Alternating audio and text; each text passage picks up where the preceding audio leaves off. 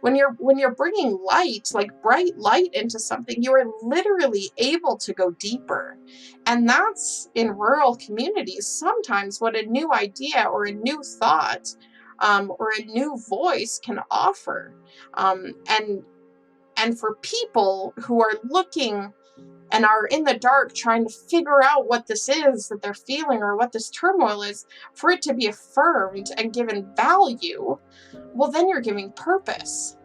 And you don't even know sometimes that you're doing that until you do it. The journey into the decision to become an affirming congregation kind of started or was triggered in 2016 with the Orlando nightclub shooting. And it was the heightened awareness of no safe space, or no space is safe, and motivation to ensure a safe space for all. It brought to question, is our church a safe space? My congregation actually approached me about becoming affirming. And I'm like, wow, yeah. For our congregational members to come to me and say, can you look into what it would be for us to be affirming? As opposed to the minister saying, hey, I think we should be, what do you think of this? It was a big step forward for us. What we had intended to do is take the booklet we created and go to each group and very clearly explain things to them so that we had buy-in that way.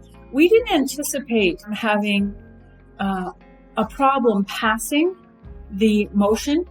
We felt that the community would vote to be affirming. We just wanted to do the process well. We wanted to make sure we covered the difference between being welcoming and affirming and so on. We felt we wanted to do that in groups live, so we had the opportunity for questions. We decided that each Sunday for about 6 weeks, we would interview a different person from the LGBTQ plus community and have them share their experiences with us as part of our worship service, so that people were hearing from a direct source what kinds of things were happening and had happened in the past. I think one of the best things that someone said to me was, we all need to worship, right? And so we have to create space for each other. And it's in that spirit that we're able to move forward. I think trying to go at a slower pace, to really take time to have conversation with people, to encourage people to engage in the conversation. The process itself was about lots of little interactions to help us make sense of the environment and help us know how we all felt about it, and how we could question and be free to explore answers and wonder together. There were very few moments where we kind of sprung things on people and they kind of went, oh, that happened. It was more, we led people into it happening so that when it did happen, they were happy with it. People engage in different ways. Some show up and attend things and join the dialogue, and others engage more on the sidelines and have conversations in other spaces with each other. So I think it was just the time of intention to encourage the dialogue and encourage people to get to the point of readiness to decide and vote on it as a collective body. Through conversations and through some work that has been done, that a lot of people have started to understand and see what being affirming really means. That it's not just, okay, you're welcome here, as much as it is, this is your space too. And that we're sharing this space. And people who feel that they belong, people who feel that they're important, that they're valued, just makes everything better for all of us. Why wouldn't all of us want that?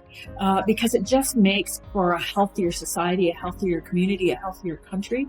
Don't dismiss it. Don't determine in your mind right away what people are going to think. Because if I had just sort of looked at the political landscape here and thought, oh, well, this is never going to fly, I might not have even tried. But it's that be open to what the Spirit can do.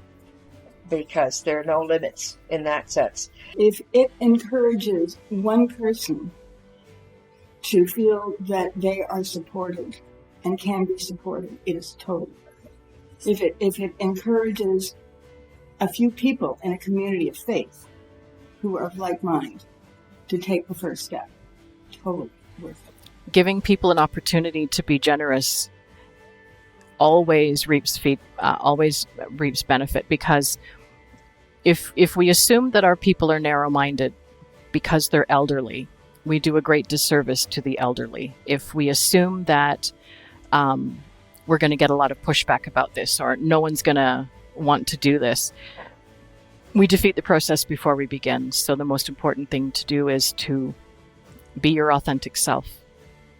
Step forward, even if you're afraid, but knowing that what you're doing is coming from a genuine place of fellowship and love, then anything is possible.